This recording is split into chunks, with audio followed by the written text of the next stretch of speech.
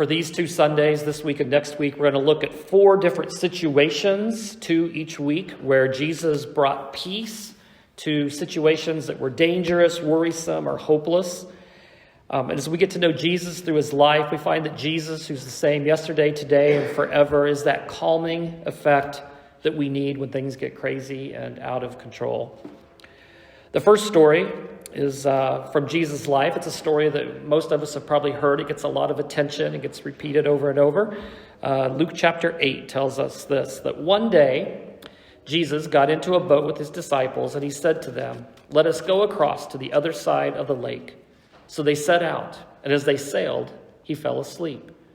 And a windstorm came down on the lake, and they were filling with water, and they were in danger. And they went and woke him, saying, "Master, Master, we are perishing." And he awoke, and he rebuked the wind and the raging waves, and they ceased. And there was a calm. And he said to them, "Where is your faith?" And they were afraid and marveled, saying to one another, "Who then is this, that he commands even winds and water, and they obey him?" A few weeks ago, I kind of introduced the geography of the Sea of Galilee. The Sea of Galilee is not really a sea, it's really a large lake. It's the lowest freshwater lake in the world. It's 700 feet below sea level. From top to bottom, it's about 13 miles and about 8 miles wide at the widest. And it's only about 150 feet deep.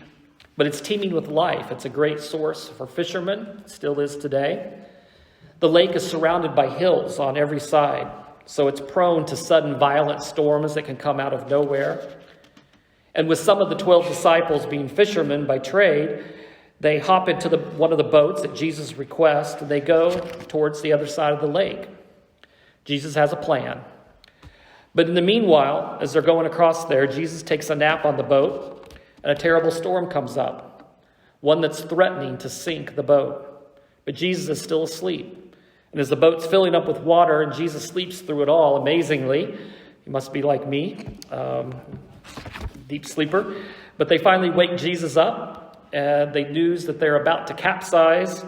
And Jesus immediately changes the situation by telling the storm to stop. And the rain and the wind stopped immediately upon his rebuke.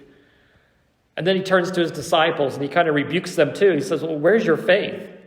They didn't awaken him to ask for help. They awakened him to say, "Hey, we're about to die." You know, they didn't even think about even asking for help. But Jesus awakened, seeing the situation, knew what to do. You know, they had seen him turn water into wine. They'd seen him heal some different people. But they didn't even put the 2 and 2 together that Jesus had authority over everything in nature. Whether it was the water, whether it was somebody's withered hand, whether it was their crippled legs, whether it was their blind eyes. They didn't even think about the fact that Jesus could stop the wind and the waves. But being the creator of it all and being the master, the true master of the universe, he was able to even change the weather. I wish we could do that today, don't we? Just say, "Jesus, could you give us some sunshine? We have a hike planned today," right? So they're asking amongst themselves. They're like, "Who is this Jesus?" I mean, they're even more amazed. You'd think that they would have figured it out by now, seeing all that they had experienced as we've been going through chronologically about his life. You would think that by now they would be like, "Oh my gosh, this is God here in our presence." But they were still figuring it out. But now they were in total shock, having seen what Jesus had done. And Jesus calmed that storm that day, but he also taught those 12 disciples how to have calm in their hearts when they would meet other storms in their lives to come. And when they get to the other side of the lake, Jesus and his disciples are going to be met by a man who is demon-possessed, who has a storm inside of him. Sometimes the storms are outside, sometimes they're inside, right? So let's look at the inside storm here. Going on here in Luke chapter 8, it says, "When they sailed to the country of the Gerasenes, which is opposite Galilee, and when Jesus had stepped out on land, there met him a man from the city who had demons. For a long time he had worn no clothes. He had not lived in a house, but amongst the tombs. When he saw Jesus, he cried out and fell down before him and said with a loud voice, "What have you to do with me, Jesus, Son of the Most High God? I beg you, do not torment me." For he had commanded the unclean spirit to come out of the man. For many a time it had seized him. He was kept under guard and bound with chains and shackles, but he would break the bonds and be driven by the demon into the desert. Jesus asked him, "What is your name?" And he said, "Legion," for many demons had entered him. And they begged him not to command them to depart into the abyss. But there was a large herd of pigs feeding there on the hillside, and they begged him to let them enter these. So he gave them permission.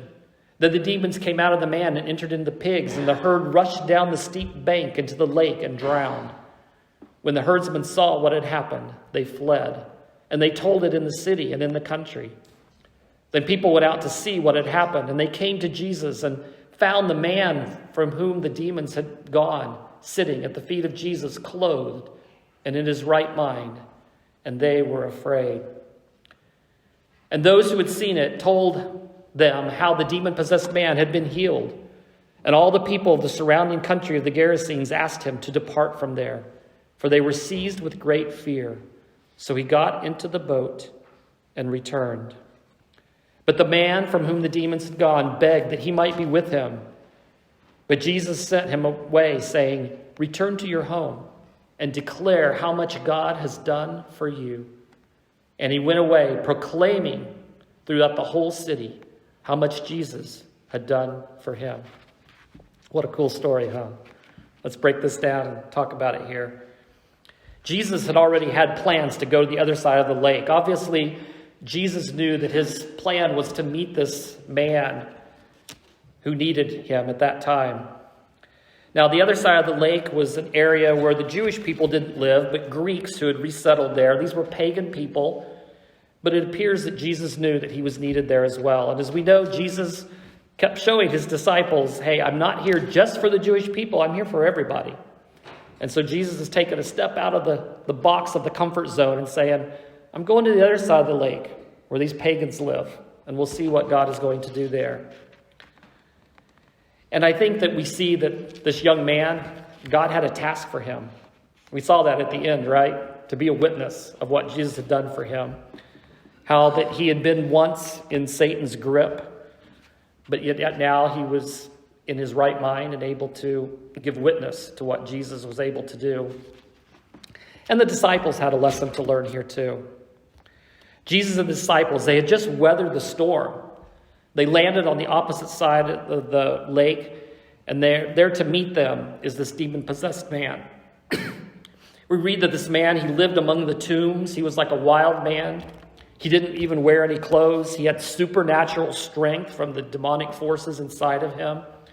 He was a menace to the villagers around there, and we know that from the end of the passage, he obviously had a family because he was told, go back to your home. So he obviously had a family there.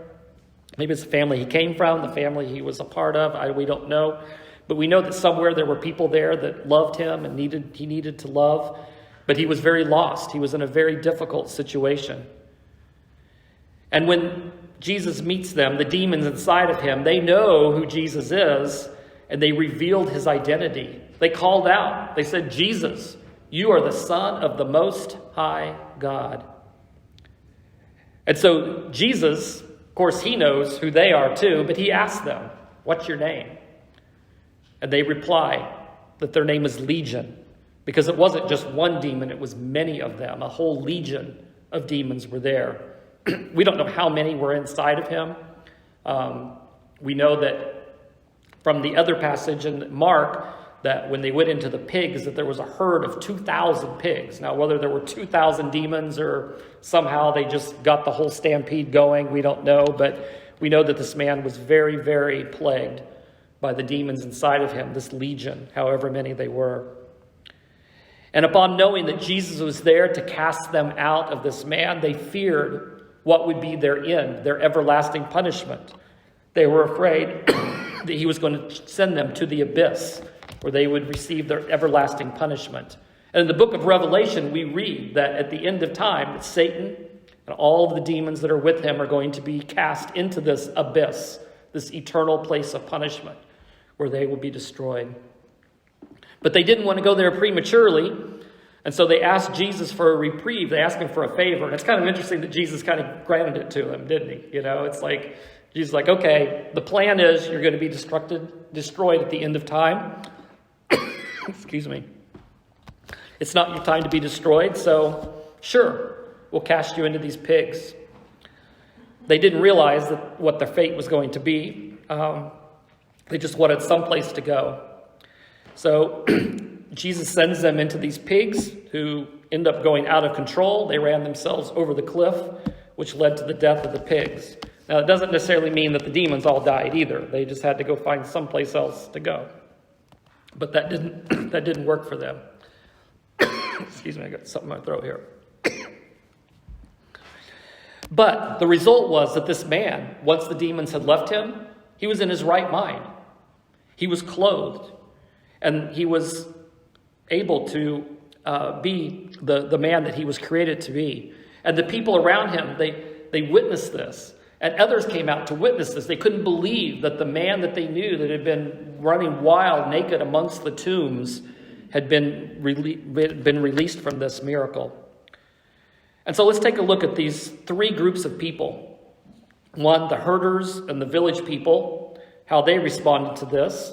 Then we'll look at the man himself, the demon-possessed man. And then we'll look at the disciples, how they dealt with this. The herders and the village people there, they became witnesses of this. The herders were actually there. They saw what had happened, ran into the city to tell everybody, come out here, you got to see this here. Of course, their livelihood is lost. I mean, you think about it. I mean, they got this huge herd, and they're not so much upset about the herd being gone. At first, they're kind of just amazed at this whole thing, and they observed the whole things. They heard the demon voices. They heard what was going on. So it wasn't like that you just blame Jesus for doing this and destroying their herd of pigs. You call that, or is it a herd of pigs? What do you call it? A herd of pigs? I guess it's a herd of pigs. Didn't think about it before. But they saw what had happened, and they realized that it was these demons that had been in the man that actually destroyed their herd of pigs. And so when these people from the village, they all come out and they see this guy transformed. They see him in his right mind. What did they do? I mean, if you'd seen this, wouldn't you be like, this is amazing. This Jesus is amazing. Please do more. Help fix the things that are wrong here, But no, that's not how they responded. Instead of being drawn to Jesus and welcoming him for doing such an amazing thing in their midst, they wanted him gone. They said, we don't want you here disturbing our peace anymore. See, they found peace in not having Jesus around. They didn't want Jesus coming in and interrupting their lives. And just like today, there's a lot of people, they don't want Jesus coming into their lives to disturb them because they're at peace where they're at. They don't want to have that relationship with Jesus and have their lives disrupted. Because that's what Jesus does. He disrupts our lives. He brings a lot of things into our lives that stir things up and transform things and puts us in our right mind and gives us true peace. But some people think that that's not what they want. Just because Jesus comes into our lives doesn't mean that life gets easier. Yes, there are blessings. Yes, there are great advantages of having that relationship with Jesus, but he also starts kind of knocking on our heart and says, hey, if I'm going to be the king of your heart, if I'm going to be your total peace, then we're going to change things around in your life. Your values are going to change. The way you spend your time and your money and your relationships and your purpose for life is going to change. And there's going to be sacrifices, and there's going to be misunderstandings. People aren't going to get it. And that's what's going to happen when Jesus comes into our life. There's a lot of sacrifices and difficulties that come because of our faith, doesn't it? When we truly are exercising our faith, life can become even more difficult than it was before. Following Jesus is not a life of ease. And the worldly wisdom understands this and says, Jesus, go away, leave me alone. And that's the kind of calming effect a lot of people are looking for, just like these people from this village. Has Jesus turned your life upside down? If he has, that's a good thing. If faith hasn't inconvenienced your life, then maybe we need to take a look at that faith and say, has it really made a difference the way that Jesus said it would? Let's take a look at the demon-possessed man. Obviously now he sensed a peace that he did not have before, a true peace. A man who was once living wild amongst the graves, unclothed and with superhuman strength that couldn't be contained. But now he's sitting calmly. He is clothed and he's being a normal human being again. And the curious thing is that, he asked, Jesus, can I go with you? I mean, that would have been the natural thing, wouldn't it? To say, wow, you delivered me. I want to follow you. His heart was in the right place. But Jesus tells him, no, you need to stay here. You need to be a witness where you're at. These people need you. They're rejecting me. They're telling me to go away. But you can stay here and you can do the job. Now, we never hear the end of the story. We don't know how his witness was. We saw that he proclaimed it throughout the whole city. He was faithful to his testimony, to his witness. And he obviously was there, and we don't know the results, but he was faithful to the call that Jesus gave to him. Now, this was a land of people who were not Jews, and probably taking him with them would have caused some scandal amongst the Jewish people because they weren't supposed to be hanging out together according to their traditions, which wasn't right. But Jesus, knowing that his first call was to work amongst the Jewish people, he focused it there. It doesn't mean he neglected people that weren't, because we've already seen and we're seeing today that he still stepped out of the box and went and showed that he was Jesus for all the world. But he stayed true to his purpose and to the plan. Jesus called his 12 disciples to follow him. But he called this one to stay. He said, I'm not sending you somewhere else out like he was going to his 12. But he says, I'm telling you to stay. And sometimes being called to follow Jesus means we stay put. It doesn't always mean we go someplace. Sometimes we have to stay. And that's not necessarily a lazy call, but it can be a committed call. There was a time when God sent me someplace, to another place that's not very popular right now. But when God was laying on my heart that it's time to leave back to the U.S., I fought it. I said, but we need the light over here where it's dark. I want to stay where it's darker, or God sent me someplace else. And Alina and I prayed about it. Maybe there's another country you're supposed to go to. And we knocked on some doors and they kept closing. And God said, nope, you're going back to America. And it's like, why are we going to America? There's so much light here. We want to go where it's dark. It was very frustrating, but after coming to America and seeing that there's so much light here, but yet there's still so many people walking in darkness, there is a mission field right here. And that changed my attitude of realizing that it may be even harder here because the darker is really dark, even though the light is really light. And we live in a place where there's a lot of light, even though the dark is very dark around us. And so staying put and staying true to the mission where we're at is also a valid thing to be able to do. I'm very much excited about the fact that God has moved some people who are in darkness to our community. That's so exciting that there are people who, they don't understand that Jesus is more than just a prophet, but he was the Son of God. And we as a community have a chance to be light to even people who came from a very dark place, who follow a very dark religion. And we have that opportunity to reach out to them. And I have a dream that someday on Fridays, which is their holy day, that these Muslim guys who become Christians will be gathering here to have their own service where they worship Jesus. Wouldn't that be awesome to see? So we could be a part of that. We could be a part of going and staying and being true to the mission of God no matter where we're at, whether we go someplace or we stay put. And that's what we can do. And God told this young man, or assuming he's a young man, stay put. Be a witness where you're at.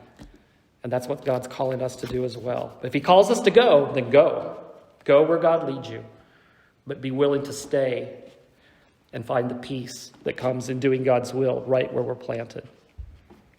The disciples, imagine what they've just witnessed in the last 24 hours. You know, their lives were in danger from the storm, and they had this personal miracle. They had seen Jesus do miracles for other people, but this miracle was for them. It saved their life. They thought they were about to perish. But that miracle had been done for them and brought this calming effect to the sea, but also to their hearts as well. And then they get out of the boat and they see this wild man who has no peace inside of him, but they've just witnessed the voice of the demons, the suicidal pigs, the reaction of the townspeople around. They see this man asking, "Can I follow you, Jesus?" And Jesus says, "Stay where you're at and be a witness." You know, being a disciple, a student of Jesus, means they're learning from the best. And these 12 were learning that Jesus can destroy, or he can stop the destruction of nature at his command. And they've learned that Jesus can stop the power of Satan at his command. Two big lessons. You know, the power of Satan and the power of nature is still under God's command. They saw Jesus bring peace to situations that were beyond human control. Further supporting, they weren't just following any old teacher, but they were following the anointed one that was sent from God. And as disciples of Jesus today, we think, what can we learn from this? You know, when we have destruction that threatens us, Jesus doesn't have a lot to prove. As we saw last week, he proved who he was through the sign of Jonah, the 3 days that Jonah spent in the belly of the whale, just like Jesus spent the 3 days in the tomb and came back to life again. Jesus says that's the only sign that we need to be able to have the faith to follow. But we have a resurrected Lord.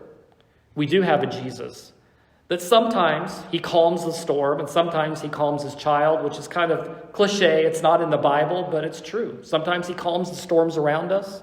Sometimes he calms us in the midst of the storm. More often than not, God does the second thing. There's hardly any verses in the Bible that tells us pray and make all the world's troubles go away. It just doesn't usually work that way. If it did work, I mean, you imagine the last month how many prayers have been for the war. It hasn't subsided yet. It hasn't been answered yet. Okay? God doesn't calm every storm. He doesn't calm every war. He doesn't heal every sickness. He doesn't do all those things. But he gives us peace, even in the midst of the things that continue to go on. And we read about that in this verses here in Philippians 4. And if you haven't got this memorized or up in your bathroom mirror or somewhere where you can see it, this is a great place to turn to. Do not be anxious about anything. Okay? I know we have our little exceptions. We have our little things we love to be anxious about. But Jesus says, do not be anxious about anything. But in everything, by prayer and supplication, with thanksgiving, let your requests be made known to God. And the peace of God, which surpasses all understanding, will guard our hearts and minds in Christ Jesus. That's a truth that we can always stand on. And that has a calming effect in our lives.